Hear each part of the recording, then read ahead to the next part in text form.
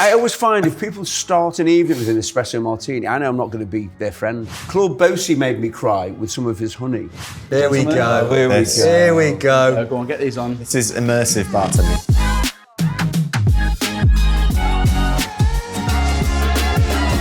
This is At the Bar. This is where we make drinks and we talk drinks. And every episode we're joined by a very special guest. One thing that we'll always have in common with them is that we all enjoy a drink. Let me introduce the team. Jack here, putting the tender into bartender. He's our drinks expert. To my left here is the man that keeps us all in check. This is our producer, John. And also, if you don't mind me saying, a bit of an expert in booze yourself. You can say that. I did say that. I'll take it. And my name's Matt.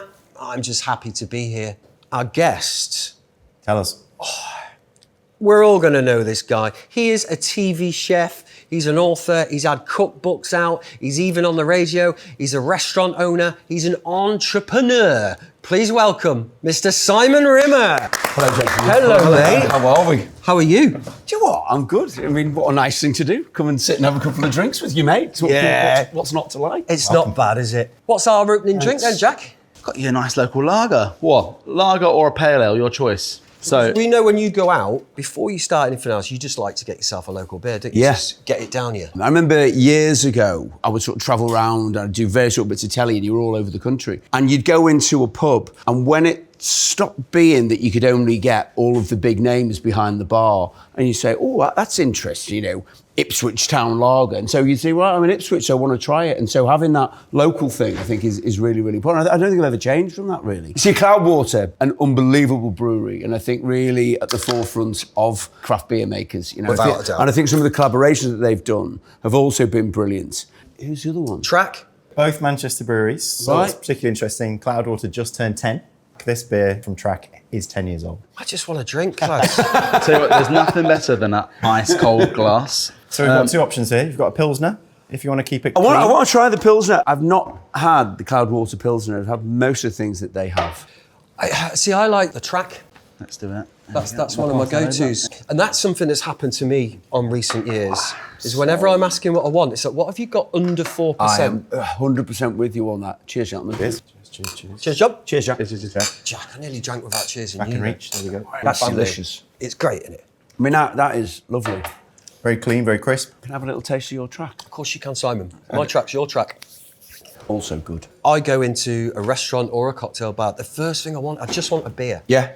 Just to wet the whistle, just to get started. What you saying, John? That's very good. It's really good, Very isn't good. it? 3.8% as well, so That's the big change as well, isn't it? The flavour they can now get in low ABVs, even the 0% ones, the alcohol-free ones are now brilliant and full of flavour. For a long time, they were just adding water to dilute the beer. Oh, really? Is that what they did? Well, because they already had water to the brewing process, so they just lengthen it out a little bit more. But now they've got loads of other complex techniques, which is also why they're getting more expensive. What's the best alcohol-free beer you guys have tried? Cloudwater do an incredible one, and if you're lucky, you can find it on draft in certain places around Manchester. But I'm going to say Lucky Saint. Oh, you know what? I was going to say the same thing, although I do Yeah. think Estrella do a great, and I have become a big fan of the Guinness Zero. Guinness Zero is brilliant. Zero is great. It's the I feel like closest. that's like a different league, Yeah. though. Yeah. It's like, that is the best, and then what's your favourite alcohol-free lager? Yeah. a brewery called Brulo, B-R-U-L-O, who do not had some that. really, really good range of styles, but all alcohol-free. Yeah. There's a really good Sabro IPA. It's a hop, Sabro the hop. It'd being too fancy now. I would say my favourite, just bog standard alcohol-free lager is Corona. I always thought it was alcohol-free.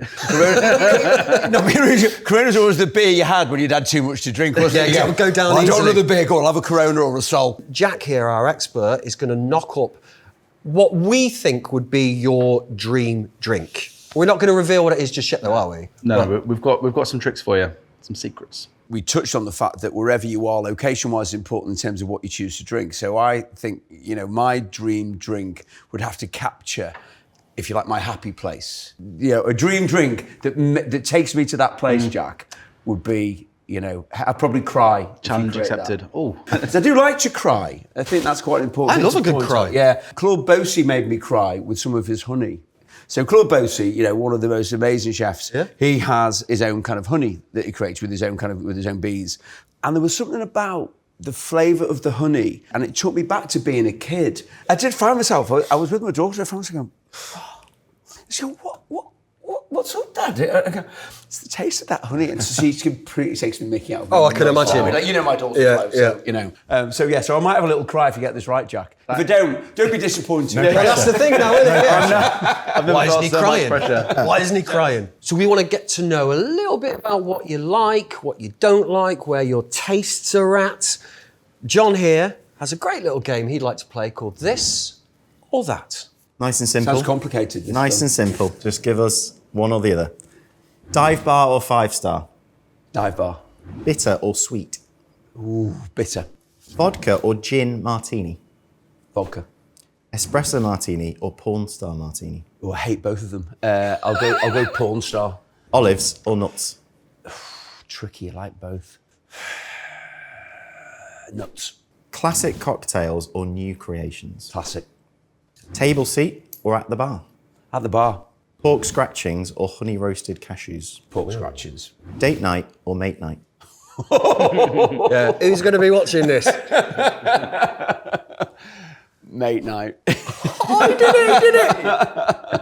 Beer or wine? That is the hardest one, isn't it? I'd say 2 years ago I would have said beer, but I think now I'm going to have to say wine. Red or white? Red. Lager or IPA? Lager. And finally, sex on the beach or slippery nipple? I thought it was about drinking. Sex on the beach. There we go. This or that complete. So dive bar rather than 5-star? Yeah. A dive bar will tell you more about where you are than a 5-star location.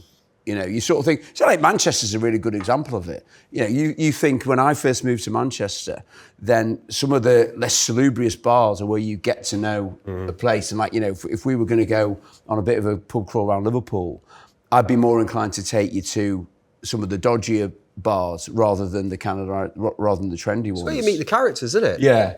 What about History you? as well. More Do you things to look at. I'm dive bar for sure. Yeah, you Yeah. strike me you, as being John? a dive bar guy.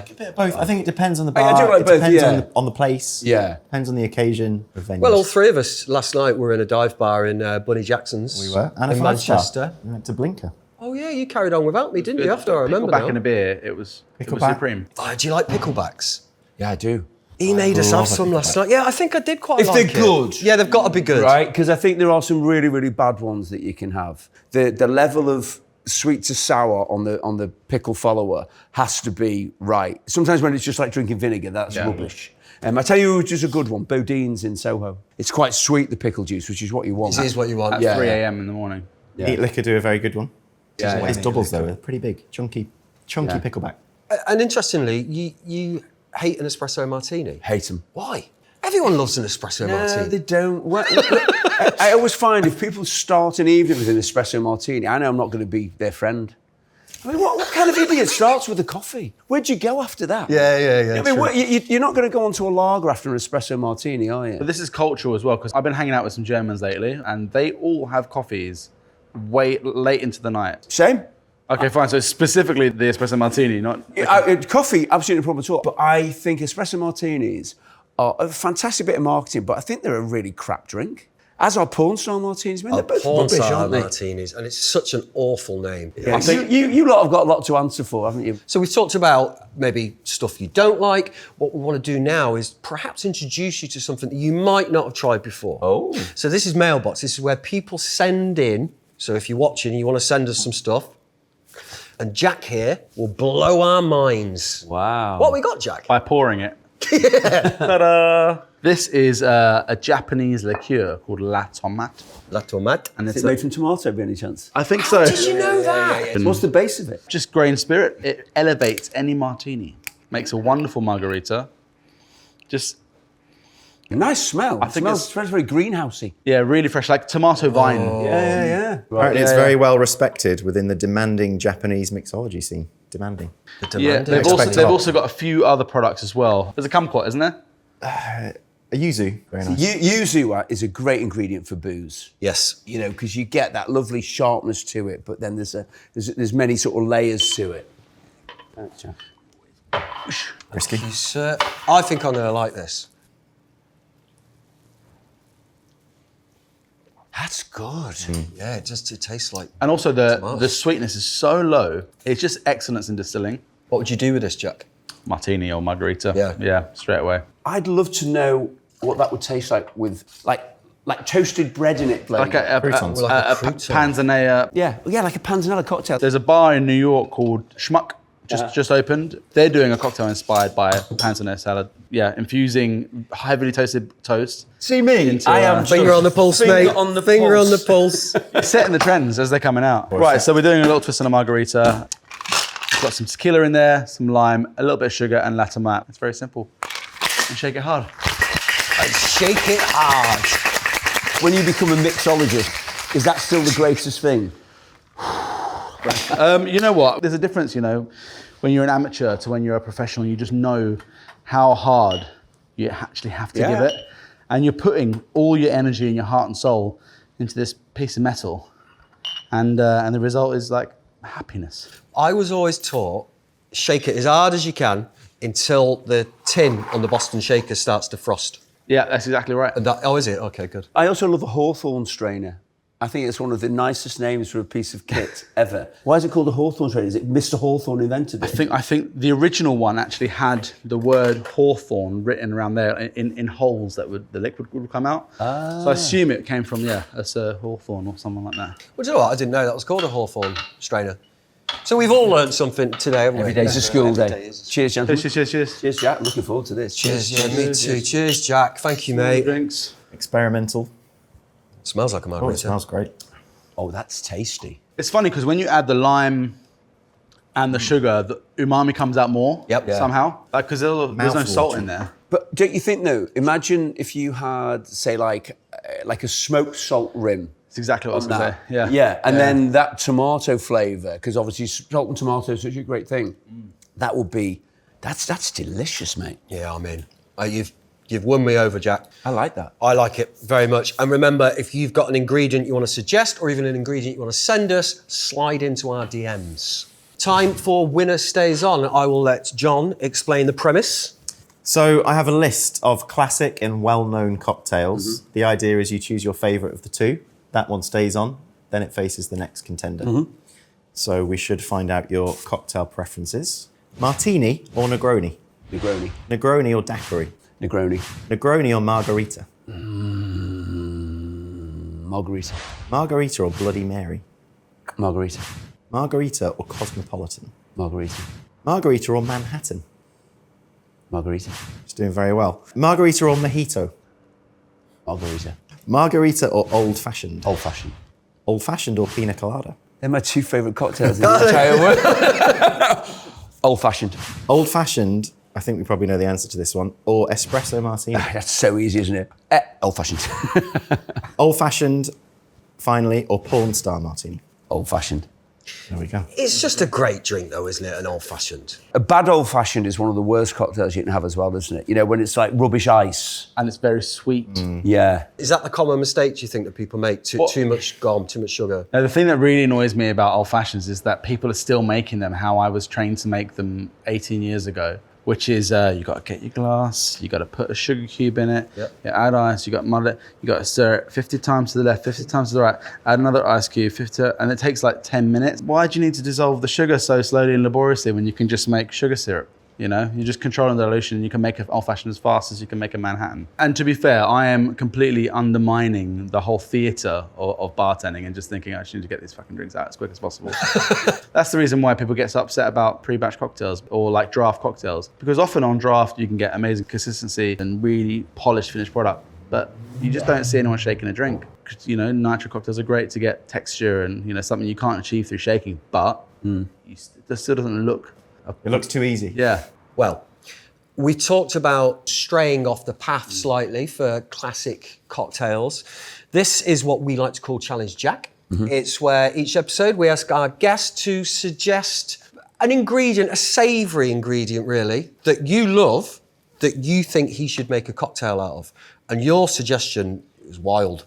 Chicken skin. Chicken skin. Chicken skin. The flavour is amazing, you know, and I'll use it in dressings, I'll put it in mayonnaise, I'll use it in a salad. So it's really versatile. And I think that umami saltiness would be a really great thing to put into a cocktail. I have no idea how you would do it, Jack, but you know, that was the thought process. I've tried to kind of level up the garnish, which I'm very nervous about because you are an established chef and I am not. We did a chicken skin fat wash, which is a very complicated process, but it's not. You whack it in, mix it up, freeze it. The fat hardens and everything else just gets coffee filtered. Yeah. But there's a fun little thing about it. And that's that there's another ingredient in the cocktail world that has chicken in it that nobody really talks about, and it's Pechuga mezcal. And it's when they distill mezcal with a whole raw chicken carcass inside the still. Is it something about it's suspended and Yeah, the yeah. steam makes it... It's just like Bombay Sapphire does vapor infusion with botanicals. They just do it with chicken. That is weird, Yeah, isn't really it? weird. Yeah. You know, I've tried to combine things that you love, right? You love an old fashioned, you love culinary techniques. And I know that you're partial to a rum old fashioned. Have you ever had a tequila old fashioned? No, I haven't. Okay, fine. So we've gone for an añejo tequila, fat wash with the chicken skin. See, already that lovely knowing that kind of that smokiness, the chicken skin. I'm liking all the ideas. And then we've leveled it up with a split base of the añejo mezcal, which is giving the cask age finish, that vanilla note, with this Pechuga mezcal, which is going to give more smoke. And then obviously an old fashioned needs to be sweetened in somehow.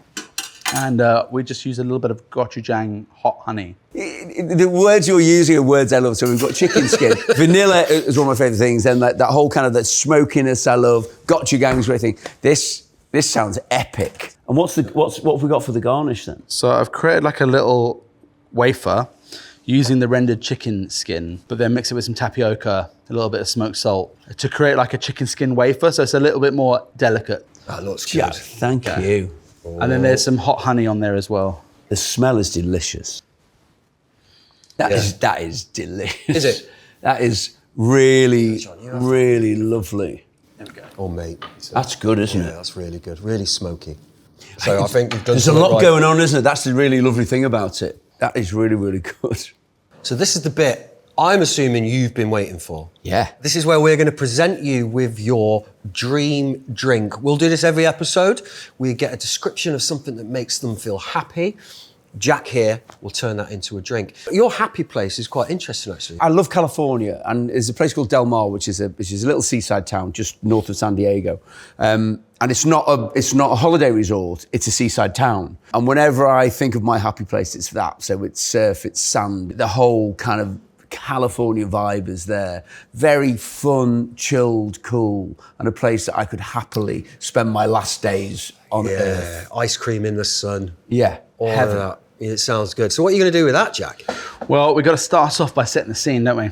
So I'm just going to ask you guys to put a little bit of sun cream on your hands. So it's going to add that nice kind of fake tropical coconut aroma.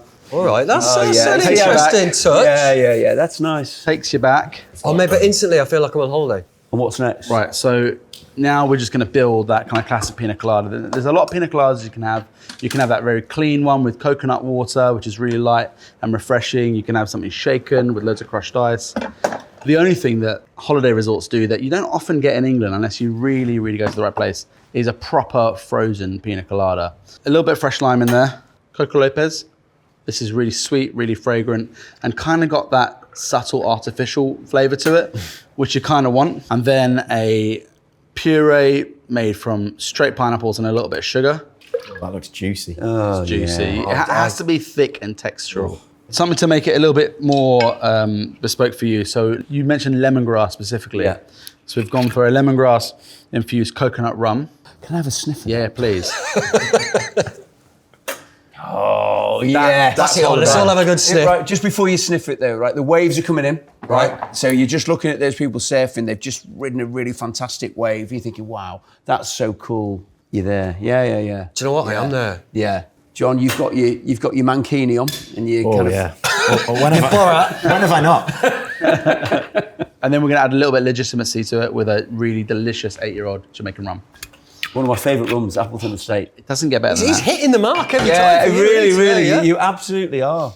Okay, and lemongrass and basil, right? Yeah. Yeah, which is actually a really lovely touch. I've never put basil in anything really pina colada, but the coconut is just asking for it. Look at this thing. Yeah, well, Isn't it weird how just the smell of the coconut? Yeah. It's just adding to the whole reason. Okay. Right, we're nearly done. I want to play Beach Boys Kokomo, Okay. you know, just to really set the scene. Yeah, we can't afford that. But we can sing it, can't we?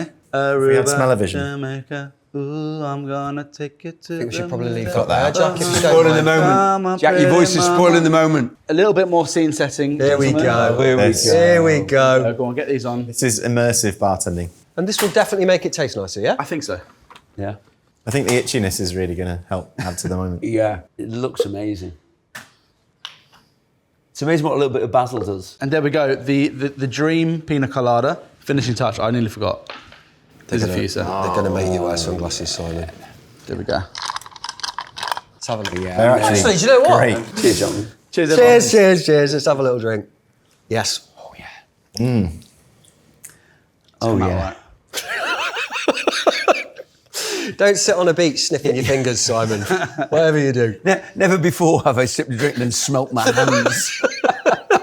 What are you saying, though, man? Good? That is good. We're not going to see the tears because the sunglasses are going to block. No, it. it hasn't made me cry. They are there. It hasn't made me cry, but it's kind of it's taken me to where I want to be, Jack. That is great. That is so good. And one of those dangerous things. It tastes like there's no alcohol in it.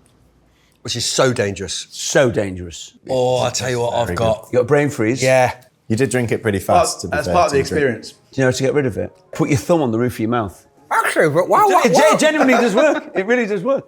Really cool as well. Yeah. Simon, thank you so much for coming. Oh, pleasure. and doing Thanks for this inviting for us. me. I've absolutely loved it. There's nothing better than just being at the bar.